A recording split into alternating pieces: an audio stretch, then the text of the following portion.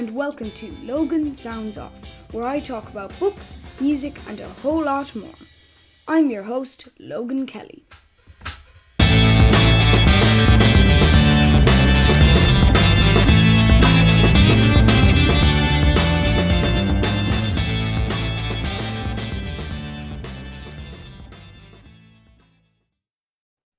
So, hello and welcome to Logan Sounds Off. How are you, Mark? I'm good, Logan. Very hot, but it is summer, and we British people tend to moan about the weather, even when it's lovely. So, my first question is, when did you get into music? When did I get into music? Yeah. You mean as in when did I recognize that I loved music? Yeah. Yeah. All right. Well, much younger than you. It would have been the 60s because I'm that old. I've always loved music, I mean, I remember the first time I remember music having an effect on me was when I was about 3. And my uncle Mick used to play me records that he'd just bought. And he'd just bought a brand new single called Paperback Writer by the Beatles. And he used to play them on my grandparents' radiogram in the front room. And he played this one day, and I was sitting cross-legged on the floor in front of the radiogram. I remember that clearly. And near the start of the record, the bass kicked in, and the bass was so strong that it rattled the glassware on a shelf in a nearby corner. No way. Yeah, they were like whiskey kind of. Yeah. Yeah. And they rattled and fell off the shelf and smashed in front of me. They were empty, but I was suddenly surrounded by this broken glass. And I think it was the combination of that bass sound, and I'd never heard anything quite like it. And this glass that's smashed, it made such an indelible effect on me that I've still never recovered, fortunately. Yeah. Wow. Excuse me while I pat my forehead because it is very hot and humid in here. Wow. That's I've heard a lot of stories from people how they discover music, but that one takes the cake now. Oh, thank you. Right. Well, that's what broken glass does. Exactly. Yeah, I mean, I like I said, I never recovered because music had such an effect on me from an early age. And in fact, my fellow school pals, when I was kind of your age or younger, they were all into football. I loved football as well. But they didn't buy any records. They only listened to records that they had at home. But I was buying records from just before my 5th birthday. I used to get. I obviously must have told my family and friends of the family that I loved records. I loved seeing. I loved the feel of them. I loved the look of them, as well as playing them and enjoying the music. I just loved the whole thing about it. And there was the Christmas just before I was 5 when I got record tokens, because they obviously thought, well, it's an easy thing. Buying record tokens, he can buy what he wants with them. And I had enough to buy 5 singles that just after in the Christmas holidays. I remember it very well. And the first one I bought was a song called Everlasting Love by The Love Affair that had this amazing drum fill at the beginning and the sort of click bass line. Ding, ding, ding, ding, ding, ding, ding, ding. and it just had an effect. It just inspired me, and I so much that from a very early age I wanted to know more about how that music was made, and so I had a very inquisitive mind.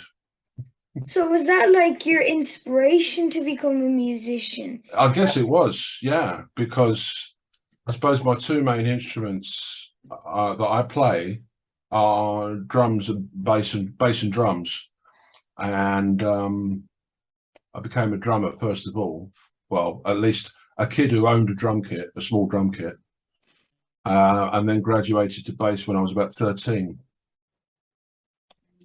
Following on from you saying actually that when you were 13 when you went on to bass, you have been a fan of Horslips like since you were 13. And was it a dream to become their biographer? Oh yeah. If you'd have told the 13-year-old fan that one day he was going to be their biographer, know them all personally, Yeah. develop friendships with them, go, be at gigs with them, all that kind of stuff, I'd have said, no way, this is never going to happen. I read that you said something like that that the teenager would just laugh at you. Yeah, yeah. But I mean, I've been very fortunate. I mean, I've worked for it, so it's not something that necessarily come easy, because you have to work at these things, and you have to have something about you that's valuable to these people. But they're great friends anyway. Um, but very, very proud moment when that book came out in Yeah. 2013, Tall Tales. Yeah. And actually asking about your book, I read that your book got the Hot Press Book of the Year award. What was that like? Well, it was a bit strange. I mean, I've never actually got an award. I haven't got anything on my wall or on my shelf that says I had Book of the Year. I know. I suspect that that title might be a little bit misleading, because they ran a feature at the end of 2013, I think it was, where it was my book and a few others, but my book got the big feature. But that section of the magazine was called, book of the year or music book of the year. So I'm happy to take that, and I'm happy to run with it. Wow. So now moving on to something different. Why did you decide to co-found Total Production International?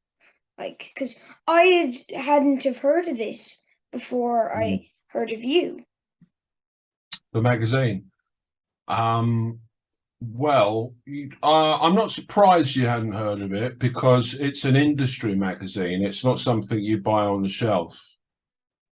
But I recognise that there was need for a new kind of magazine to represent the industry of the technical side of the industry that puts on live shows, tours, festivals, theatre shows, stadium gigs, the whole lot. And there were magazines out there at the time that did that, but I, without wanting to sound pompous, which is quite easy to do,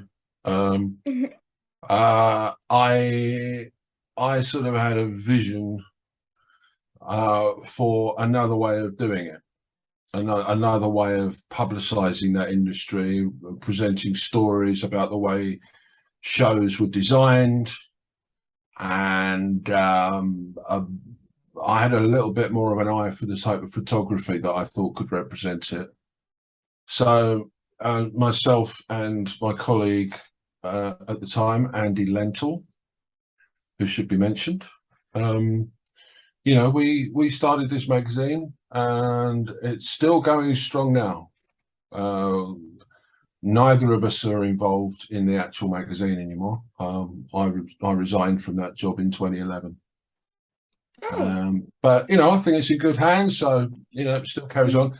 And it's got an annual awards event, which is Oh yeah. an incredible night to be at. Yeah, Didn't they have like David Gilmour at that? I think. yeah, me. Yeah, Yeah. there's pictures of me on stage with David Gilmour and Paul Gambaccini, who was the host that year, and I'm bald, and I'm wearing a suit that is about 2 sizes too big. So it's unfortunate that the only photos I've got of me with David Gilmour, I look an absolute mess. So why did you decide to write your book, Good Vibrations, a history of record production? Good question. There were 2 reasons. One, there wasn't a book of that type that existed at the time. And in my days as a producer, when I'd get, I'd be doing a session and the guitarist would say to me, what I really want is a sound like, I know, not a good example, but I'll give you an example. A sound like Jimi Hendrix had on Voodoo Child. How can I get that sound? And I'd be like, well, we'd attempt it through trial and error, but there weren't any books around that documented the session, the Jimi Hendrix session, where that guitar sound was perfected. So I always had at the back of my mind that, there should be a book like that documented the making of some of the biggest hit records. So I kept that in the back of my head. And then when I became a journalist, which was effectively 1989, 90, I was thinking that it's a very competitive world being a freelance writer.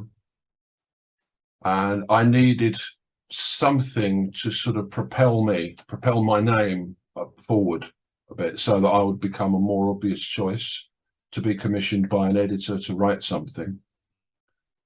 So I just basically took that idea from the back of my head and brought it forward and went to a few publishers with the idea. To cut a long story short, there was a company that was into it. And, it was a good couple of years of writing and meeting and interviewing people, and sometimes going to the States and, meeting the Les Paul, which was pretty incredible.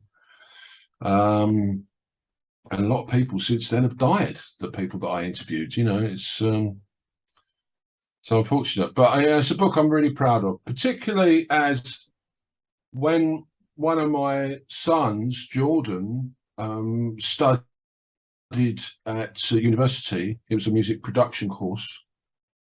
It turned out that my book was in his recommended reading list. And so he got his degree as, partially as a result of the fact that his dad wrote the book. That's actually so cool. Imagine It putting is your actually. dad's book in your recommends list. Yeah, excuse me. I'm absolutely dripping here. It's fine. We've all been there. It's not a good look. It's not a good look on TV. Makeup. Yeah. And then with your book as well, you were on the book was on Roots of Rock on ITV. Now, how did that happen? Well, they were doing a series, and they about London. It was a series about London and how London had been the venue for lots of different things in music, such as the big clubs like the Marquee, etc. And then they wanted to do a program on the recording studios in London. And I got contacted by them saying that someone had read my book and they wanted to base that episode on my book, on my research, my interviews. So I got involved with that, and they actually called the episode "Good Vibrations," which was even better. Yeah, yeah, it was an exciting few days. And now, like, you have co-founded TPI, you're an author, and now I'm going to talk a bit more about the musician's idea. What instruments do you play? Like, you mentioned bass and drums, but do you play anything else? Well, I do. I mean, I play guitar. I play a bit of keyboards. Um, I I say, I'm a handy musician. I can fall into whatever's needed. I'm not, I wouldn't play keyboards like I have played keyboards live, but I wouldn't choose to. I kind of dabble really, and it's useful for when I'm doing recording because you can stop and start again if you make a mistake, and I do make lots of mistakes, so that's it's a good thing. Um, you know, I've I learned to play cello once, just enough to play it on a track. But if you were to say to me, "I'll play something to me on cello," it would sound awful. But I just learned how to play it enough to be useful for that track. That's commitment. Now, that is commitment. Oh yeah, I should definitely be committed. Yeah. Yeah. And then who have you played with? Who have I played with? Well, most of the people that I've played with are not well known. But I've had fleeting um, kind of associations with some acts that some people would have heard of. I played with Horslips on stage. No way. Yeah, at the book launch. Yeah, I might not. I That's might still a not big have. deal. Yeah, I might not have played with them elsewhere, but I think maybe they felt duty bound to invite me on stage. But yeah, I played bass with them. We did The Man Who Built America together, and I've played with people that I can mention. I auditioned for The Pretenders, which was interesting. I wasn't so much that I wasn't good enough to be in the band. I was a bit too young and inexperienced. But then again, I might not have been good enough. Don't know. Played with Lindisfarne for a little while.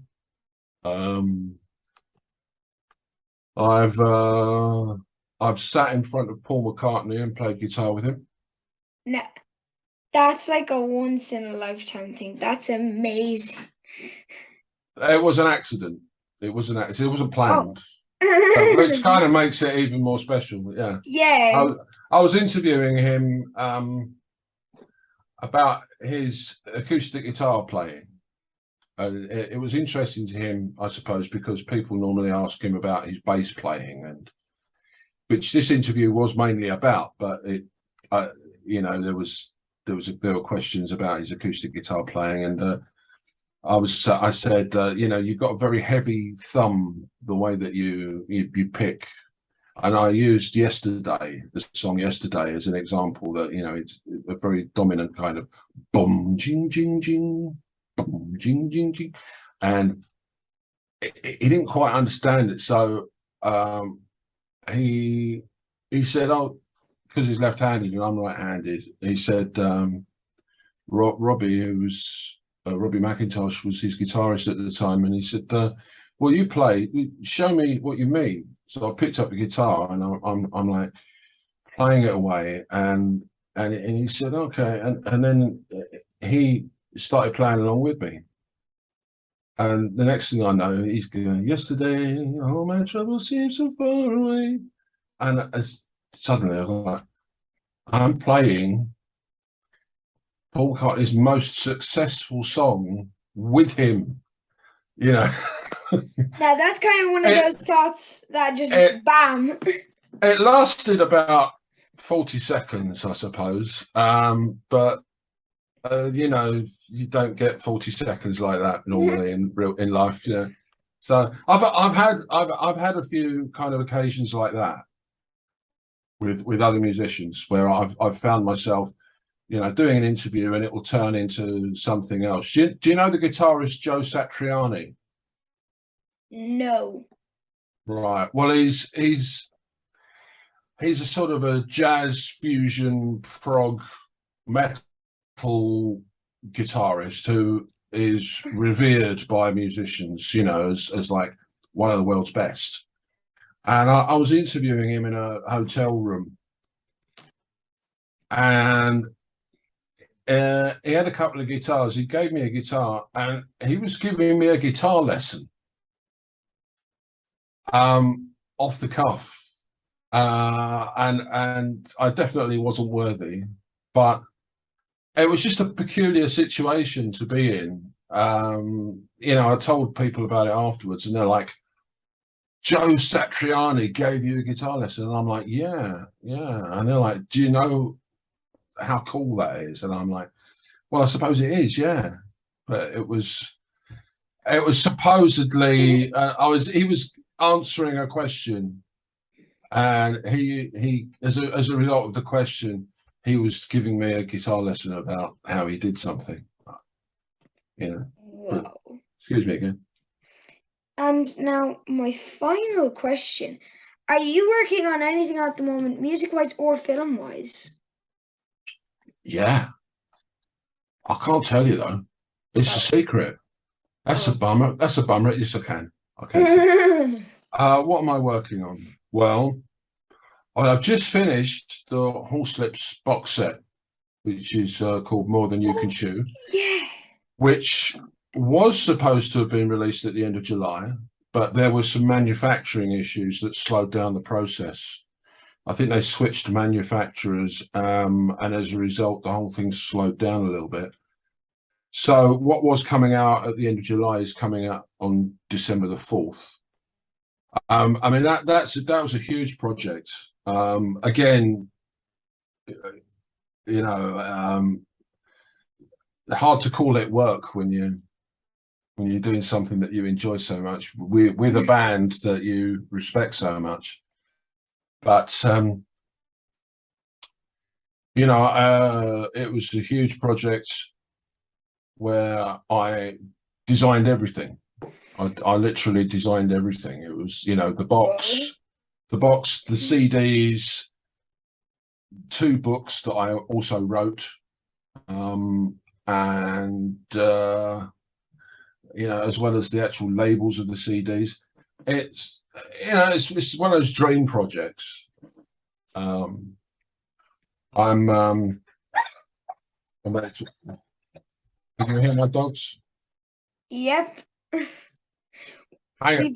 We Can both we have the pause? Can we pause? yes, Because I think yeah. I've got a delivery. Sorry, I'll be back. I've just taken delivery of a piano keyboard for my wife.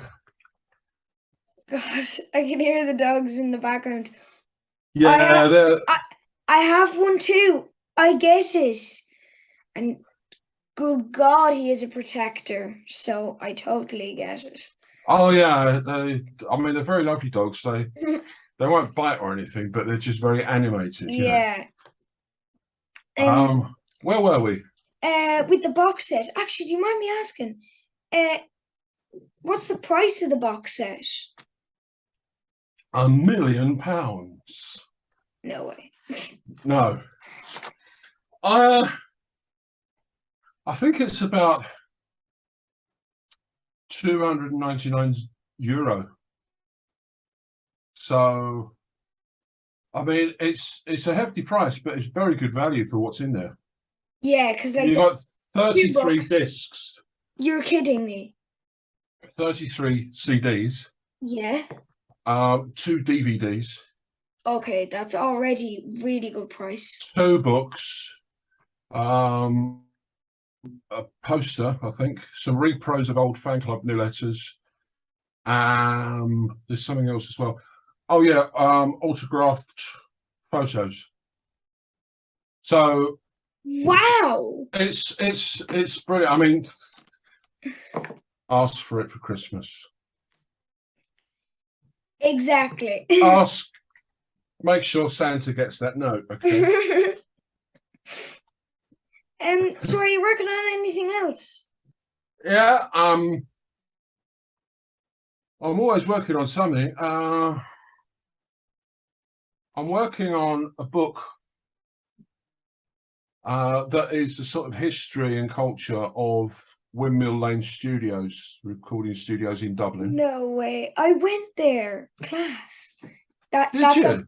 yeah, Windmill Lane is class. All right.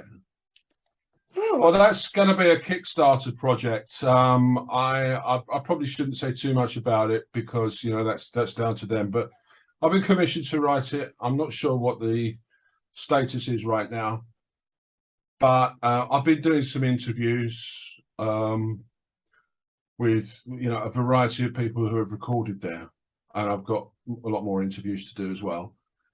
And they've all been like Zoom interviews like this. I'm working on another couple of books, but I can't really say anything about them. Not yet. I've been working on a film about John Lennon called Borrowed Time. Well, that's the working title. I don't know if it would be the final title, but with a director called Alan G. Parker, who's a great guy. We've become great friends, and he's done documentaries on Monty Python, Status Quo, lots of other things. Also, a documentary about the Beatles, Sergeant Pepper, which came out in 2017 for the 50th anniversary. And that's kind of how we hooked up, as a result of that film.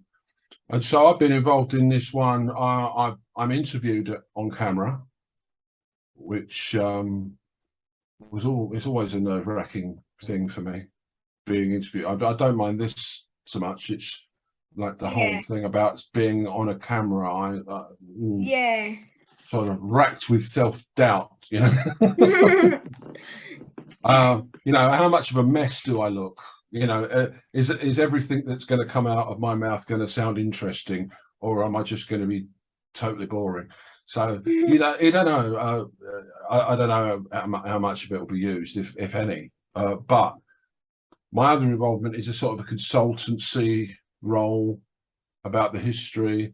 Also, I'm the art director, so I'm in charge of the poster and the graphics and all that. And I'm supposed to be advising on a bit of animation that's going to be done for it. So,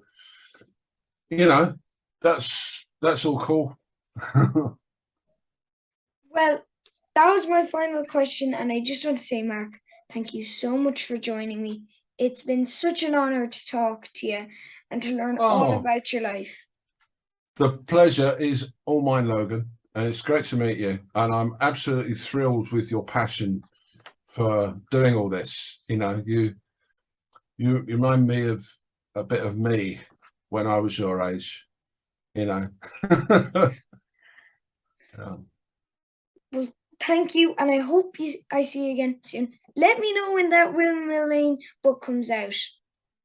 Oh yeah, you'll know about it anyway because it'll be publicised to the absolute hilt, I'm sure. Yeah. Okay. Well, I'll see you, Mark. Have a great day. All the best. Keep them rocking. I hope you enjoyed listening to this episode of Logan Sounds Off. You can follow me on X, Facebook and Instagram at Logan Sounds Off. And don't forget to subscribe and not miss any more cool episodes. Bye guys!